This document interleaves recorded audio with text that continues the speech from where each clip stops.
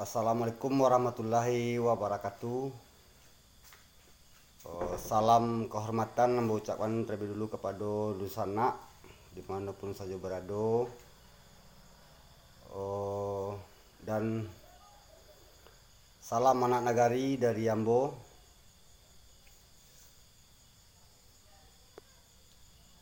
Malam kini kami mengambil atau memposting dari narasumber yang bernama Bapak Orang Tua Ramli yang akan menceritakan tentang asal muasal sejarah Lasuang Batu yang ada di Nagari Balebaya. Jadi buat Dusana Kasadonyo dimanapun saja berada, mari kita bangun kembali sejarah-sejarah yang ada di Nagari Balebaya. Sekian dari Ambo, pembuka kata, dan akan dilanjutkan oleh Bapak Orang Tua Ramli yang akan menceritakan tentang sejarah Lasuang Batu yang ada di Nagari Balebaya. Kepada Bapak Orang Tua Ramli dipersilakan dengan segala hormat.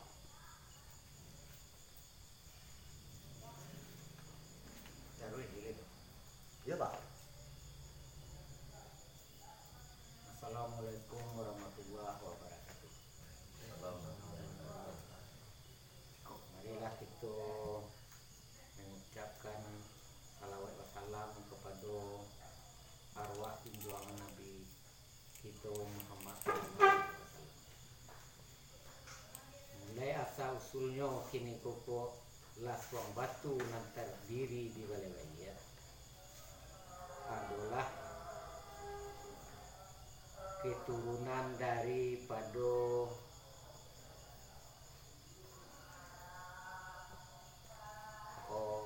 Putih Lipek Jota sama Rajo Madura. Untuk mengawinkan anaknya nama-nama Putih Saryami. Karena kini koko waktu dahulu Lasuang Batu dibawa dari Rajo Madura, kini koko dicari Mato Bukit Tinggi dan separuhnya dibawa dengan gabah. Bukan di Jujuang, bukan kini kudu-kudu. Tak lain tak bukan jo gabah dibawa dari Rajo Madura dicari Mato Bukit Tinggi. Untuk mengawinkan anak mana mau Putih Saryami. Tak lain tak bukan di Medan Maya nama-nama Balewaya ini. Dan sewaktu itu tuh malang nak dapat ditulak, mujue nak dapat dia ya. Meresmian Putih Saryami.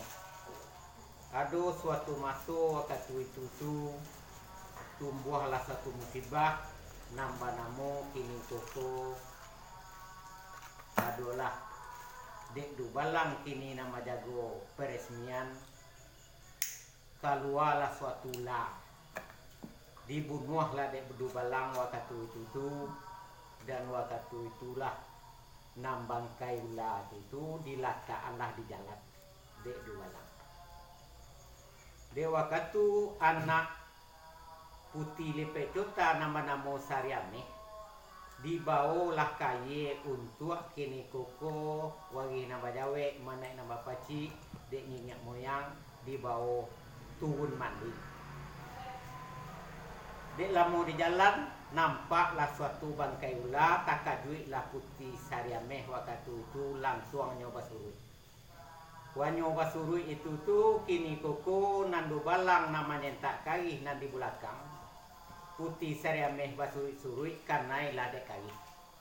Karena dek kari itu tuh langsung lah kini koko Putih Saryami tidak sadar meninggal sekali. Dek Dubalang na lain kini koko ditanya sia orang nama Munola. Orang nama Munola kini koko dek Dubalang na lain itu yakin ambo nama Munoa. Awak namun ahio bako sampai dilataan bangkai risiko. Kawan-kawan mengecian tadi supaya nampak dan nama samo masula tulah mati ko bangkai. Itulah di sini terjadilah perselisihan antaro du balang jo anak nagari masuk kini koko urang nama bunuh ula langsung dibunuh di Pancua keluar lah patah-patah wakatutu medan bayak gantian di tengah di bayak rumah Tumbagindo budi bayak ilang di tengah alamai badan kabinasu. Nah tu sampai kini ko nalasong batu itu jo kampung tengah gantiang. Nah tu kat gantiang itu di sinalah nalasong batu tatak kini koko salah kailie nan kampung tengah tatak salah kemudian. Itu dasarnya dulu. Dan sesudah itu tuh nanurang koko bekeliaran ndak tahu manau mangko pailah urang koko sorang-sorang barombong-rombongan ndak tentu je hilang urang tu kasado sampai kini pandang pusaroe dado. Itu. Dan sesudah itu tuh urang kolah bilang kini koko masuklah pihak nang kedua nambah namo Santo Dirajo. Santo Dirajo itulah namanya nagari Lasong Batu. Dek lamu bakal lamuan Santo Dirajo di sinan masuklah Rajo Aceh kini koko sama so di Parang Talia masuk ke kampung Aceh mako di Buhulah kini koko Santo Dirajo di Lasong Batu. Di Parangin Santo Dirajo ko di Lasong Batu taruih lawanyo kini koko ke Sijange Payuk Gadang Santo Dirajo. Bamalam lah di Sijange nang Santo Dirajo wakatu itu banamo lah Sijange Payuk dan Gadang Santo Dirajo.